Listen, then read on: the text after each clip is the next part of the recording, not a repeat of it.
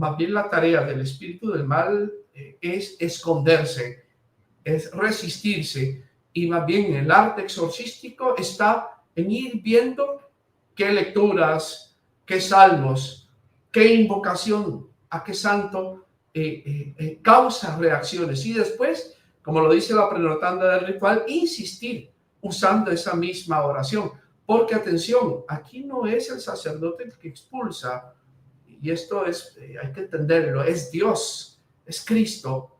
Si lo digo en términos filosóficos, el exorcismo, la causa del exorcismo, el que causa la liberación es Cristo, se llama causa eficiente.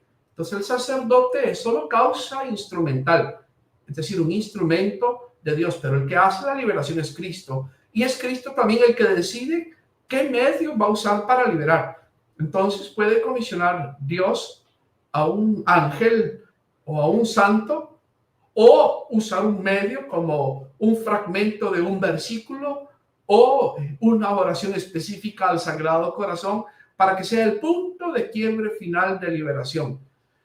Entonces el sacerdote exorcista lo que hace es detectar cuál es la voluntad de Dios, y atención, y también el tiempo de la liberación no es el tiempo del exorcista, es el tiempo de Dios.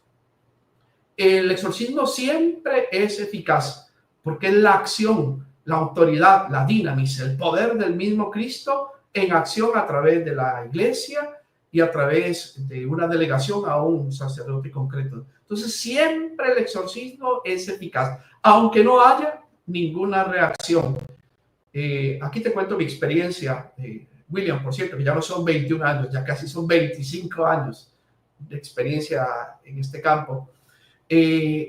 Uno cuando está nuevo a veces se frustra porque pasan sesiones de exorcismo donde no hay aparentemente ninguna reacción, y se pregunta uno, bueno, ¿y aquí qué está pasando? No están funcionando las cosas, y después uno se da cuenta que sí, siempre funcionan, solo que depende la entidad, el demonio concreto al que Dios está permitiendo que se ataque en ese momento. Algunos son más resistentes que otros, pero aunque no haya reacción, el demonio se desgasta, ¿verdad?, escondiéndose.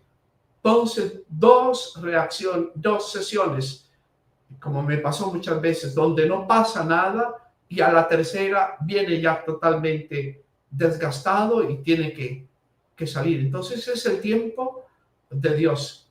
Por más difícil que sea el caso, lo que tiene que hacer el sacerdote es perseverar, sin inventar nada. En el exorcismo no se inventa, en el exorcismo no debe haber creatividad. Por cierto, son los pentecostalizados los que son amigos de meter e inventar no solo teologías, sino prácticas raras. No, el exorcista ora como ora la iglesia, porque es la iglesia la que instituye el sacramental, y nada más orar. Si me dicen qué es ser exorcista, es orar. Y orar con lo que oro todos los días: leer el Evangelio, leer salmos, hacer letanías, invocar a María, invocar a San Miguel. Entonces, ¿qué es un exorcista? Es un padre que ora. Ahora, ¿qué tiene un exorcista que no tiene un sacerdote normal? Un oficio.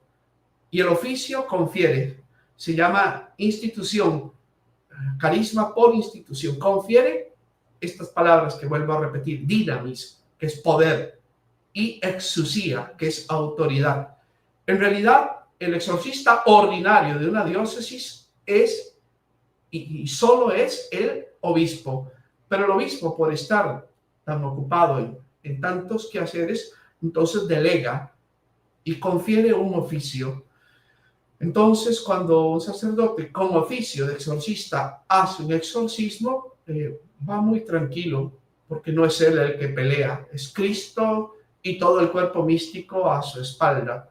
William, esto es lo más hermoso de ser exorcista: la victoria está asegurada.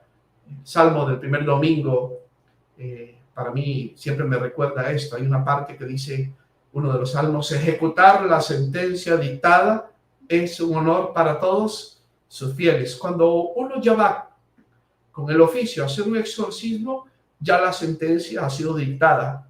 por Jesús. En el poder de atar y desatar de la iglesia, ya Jesucristo autorizó la liberación. Ahora, ¿qué tiene que hacer el exorcista? Orar como ora la iglesia y esperar el tiempo de Dios con paciencia. No sabemos, hay casos que se resuelven en una sesión, hay otros que necesitan varias sesiones, hay otros que necesitan años de sesiones. Es Jesucristo el que decide el cómo y el cuándo, no es el exorcista. Qué belleza eso que nos dice Fray Claudio, y esto es un jalón de orejas también para nosotros como católicos, porque muchas veces por el desespero de que las cosas tienen que pasar ya, y entonces como el exorcista obviamente va a trabajar es en el tiempo de Dios, y obviamente pueden ser varias sesiones, y al principio puede que no se manifieste obviamente nada, entonces claro, las personas jóvenes se desesperan, y entonces lo primero que hacen es, bueno, la iglesia no sirvió, y entonces van y buscan entonces o al pastor pentecostal para que les haga toda la bulla, la parafernalia, el show y toda la cosa, o en el peor de los casos van entonces y ponen a buscar entonces por allá entonces al brujo, al tarotista y todo eso. Entonces, mucho cuidado con eso, mis hermanos, que la iglesia es muy sabia y es en el tiempo de Dios. ¿Me permites, que dicha que has dicho esto, precisar algo? Porque ahora he vuelto a ver en mis ratos de ocio, me tragué todas las temporadas enteras de Misterios de Ultratumba, ¿verdad? Cantidad de capítulos. Y es típico ver en este tipo de series donde una persona se siente con acción preternatural y llama a un padre para que haga una bendición.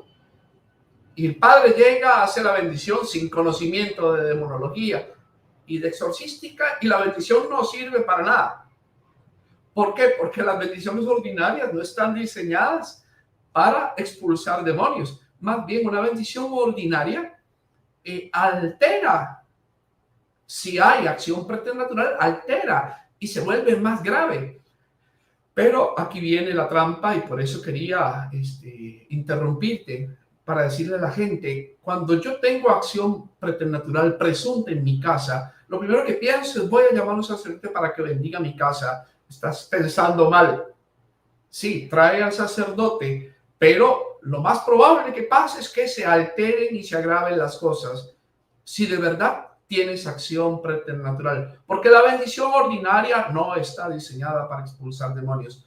Los exorcistas más bien usamos dentro del discernimiento hacer una bendición ordinaria para ver si hay el concepto que ya mencioné, hierognosis repulsiva. Entonces, más bien, una bendición ordinaria es como echarle agua caliente a un hormiguero, altera a las hormigas, las hace salir. Pero el demonio, ante la ingenuidad de la gente que piensa: voy a traer un padre, un diácono, un pastor para que me haga una oracioncita, se va el pastor, el padre o el diácono y se alteran las cosas, el demonio le sugiere a la persona: mira, no sirvió de nada, está solo.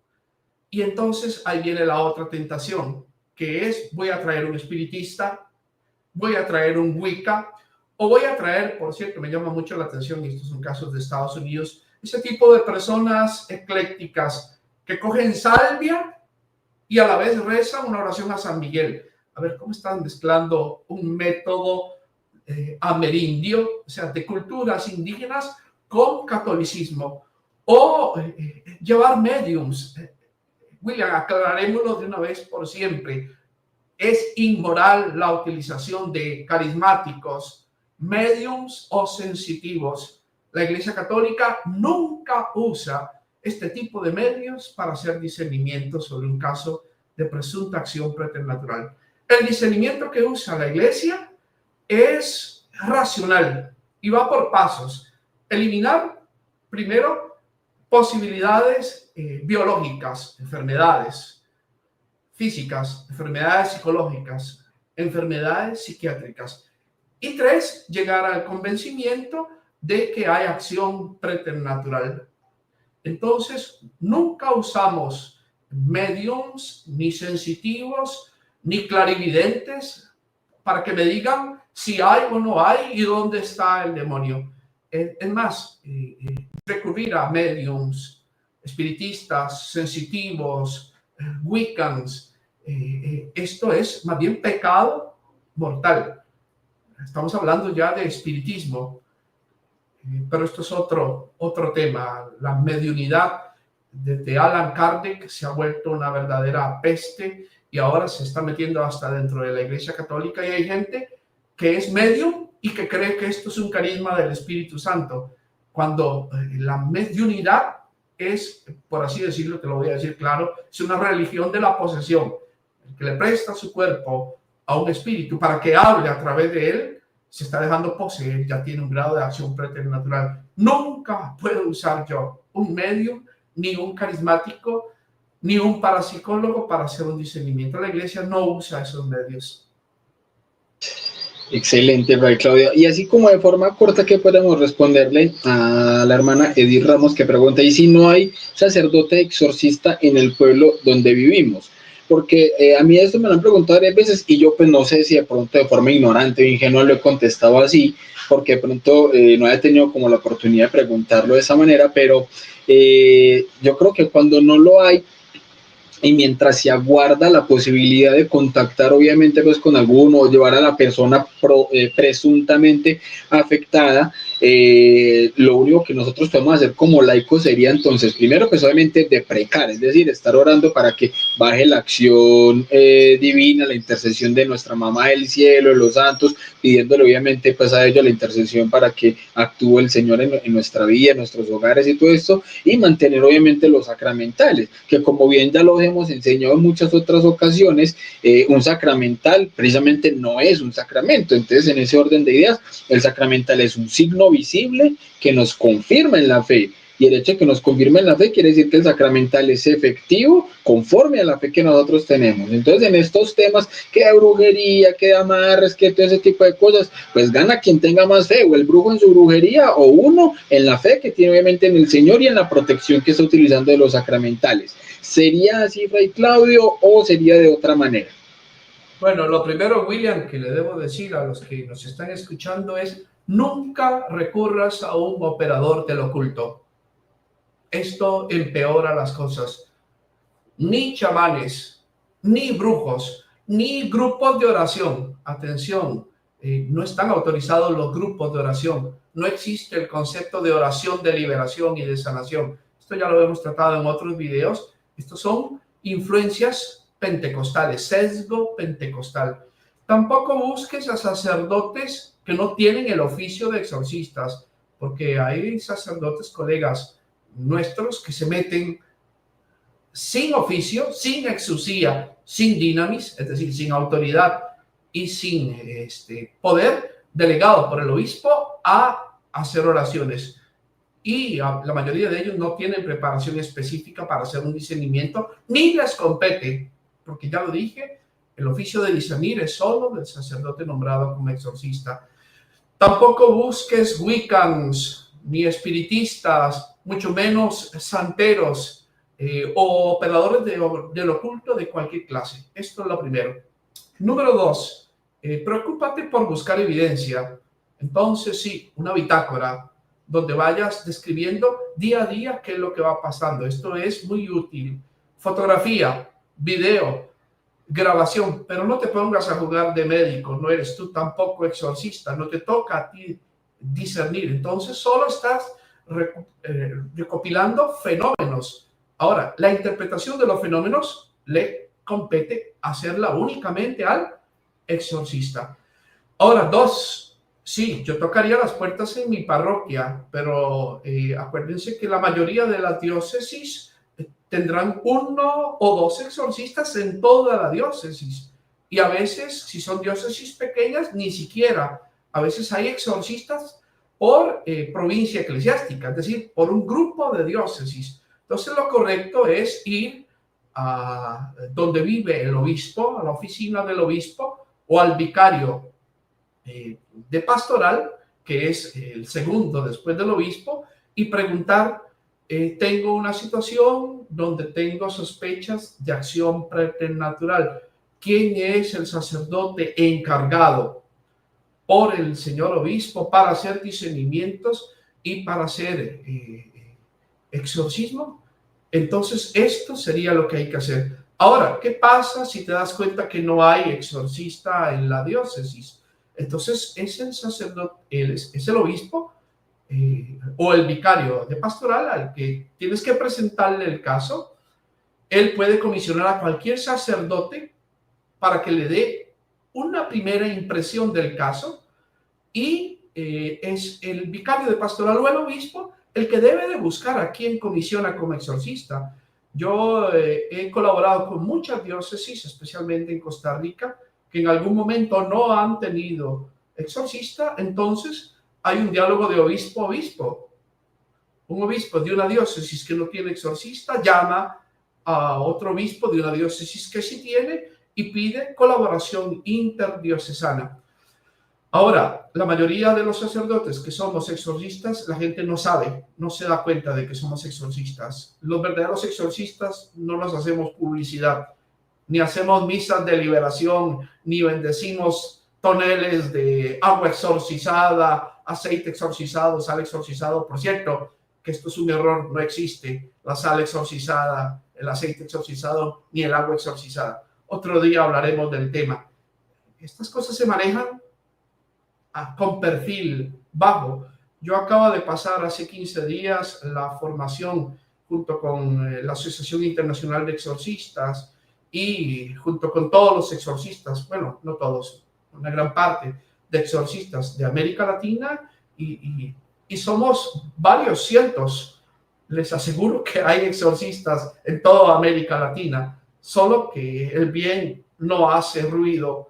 Es el mal el que le gusta hacer bulla. Entonces lo correcto es ir donde el obispo y preguntar. No vayas a donde el padrecito pentecostal que hace oraciones de liberación, de sanación, que hace misas de sanación, misas de liberación. La iglesia no hace eso. El sacerdote que está haciendo eso está desviado, no solo en su doctrina, sino en su práctica. Busca al obispo y busca verdaderos especialistas. Y si no, pues para eso también están estas opciones de programa, para escuchar una voz según el depósito de la fe y ir teniendo pautas. Ahora, William, cierro con esto. Pongamos el caso más extremo. William, ¿y qué pasa si estoy en un país donde no hay exorcistas? Ahora que estuvimos en la formación para exorcistas, me enteré, y por cierto, desde ese día intento orar por él, que en Cuba solo hay un exorcista. Imagínate, pobre hermanito. Yo mucho tiempo, muchos años, también fui único exorcista en Costa Rica y entonces todo le tocaba a uno. Pero ¿qué pasa si no hay? Bueno, acuérdense que el Señor tiene muchos más medios a través de los cuales puede liberar a una persona. No necesariamente vas a ser liberado si estás mal por un exorcista. Entonces, si no hay el sacramental extraordinario del exorcismo, si no hay exorcista, pues combate con lo que tienes. Atención, William, esto es importantísimo y el que me está escuchando, entiéndelo. ¿Qué es más, un sacramental o un sacramental? El sacramento es más. Tenemos 7 sacramentos. Si no hay exorcista, entonces intensivo en la confesión. Confiésate todas las semanas. Busca un sacerdote santo y prudente que te confiese. Comunión intensiva, misa todos los días. Oración intensiva. Por cierto, algún día hablaré de esto, de San Juan Damasceno y los estudios de San Juan Damasceno sobre la Regina Apostolorum, la Regina Angelorum, la Reina de los Ángeles. María fue coronada como Reina de los Ángeles. Entonces María tiene también un papel especialísimo en la liberación. Santos, hay cantidad de santos que confabulan con la autorización de Dios en la liberación y que les encantan. Padre Pío, San Juan Pablo II, Madre Teresa, en mi experiencia personal también mártires del Japón. Entonces usa todos los medios, pero medios católicos. No andes buscando de esas oracioncitas que andan ahí de enseñamiento, ni libros pentecostales, mucho menos libros evangélicos.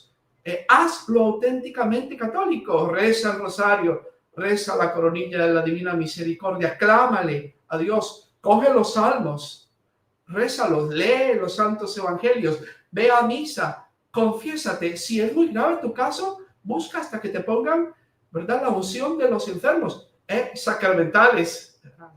Ahí está William enseñando a uno de los grandes de la iglesia. ¿Quién es? Nada más y nada menos que Agustín de Hipona.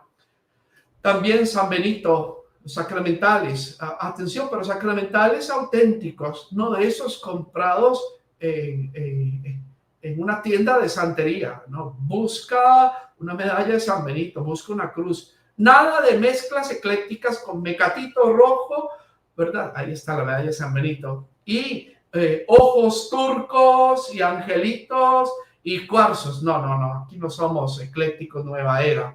No, una medalla comprada en una librería católica y la llevas y te la bendicen y te la colocas. Y luego también controla tu mente. Nada de entrar en psicosis, ¿verdad? Porque cuando uno empieza a ver el mal por todo lado, no es el miedo lo que te debe mover, es la fe.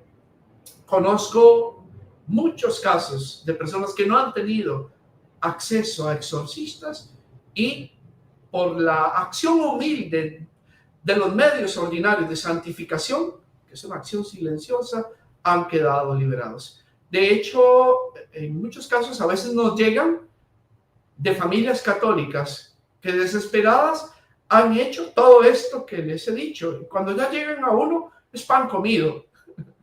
¿Por qué? Porque ya tienen debilitados y ya han sacado muchos demonios. Entonces, ¿qué le toca al sacerdote exorcista? Pues darle una patada en el trasero a los poquillos que quedan. Pero ya la mayor parte del trabajo lo ha hecho la fe fiel y católica de las personas. Entonces, si no hay, haz esto. Usa los medios extraordinarios. Es más, si haces una muy buena confesión, con un muy buen examen, te lo digo por experiencia, la confesión, para una confesión general, es más poderosa que cualquier exorcismo. Reza el rosario con devoción, un solo rosario, así me ha pasado. A veces no he tenido que recurrir al ritual de exorcismo, sino por inspiración divina he empezado rezando el rosario y María se encarga. Así que no tenga miedo, que te guíe la fe. Acuérdate que todo lo controla Cristo, el demonio no tiene carta blanca, él no hace lo que le da la gana, es un perro amarrado. Y también si estás poseído o estás con algún tipo de acción preternatural, Dios lo ha permitido. Pregúntate, ¿por qué? ¿Qué hice de imprudente? ¿O qué quiere Dios que yo aprenda? ¿O para qué me sirve este sufrimiento? Porque aquí viene todo el asunto del sufrimiento vicario. A veces Dios permite la posesión también para santificar. Esto es algo muy complejo. Por eso no te pongas en manos de aficionados o de grupos de cazafantasmas, ni siquiera de cualquier sacerdote. Esto es un área específica. Ponte en manos de alguien que esté nombrado y que esté bien formado. Porque atención, no todo sacerdote nombrado está bien formado. Escuchando la experiencia de los sacerdotes de América Latina que tienen el nombramiento, precisamente se están formando con la Asociación de Exorcistas y con el Colegio de Exorcistas de México, porque reconocen, me cayó el oficio y yo de esto no sé nada. Y muchos sacerdotes empiezan haciendo cosas indebidas, porque se agarran de cosas pentecostales o inclusive de cosas mágicas, y en el camino van teniendo también un proceso de conversión. Entonces van purificando el ministerio, dejando el sesgo pentecostal, dejando las supersticiones, para aprender finalmente cómo es que la iglesia ha hecho esto desde el siglo I. Repito, no tenemos que improvisar nada ni inventar nada, sino hacer lo que está en el ritual. Eso es lo que hace el exorcista, punto.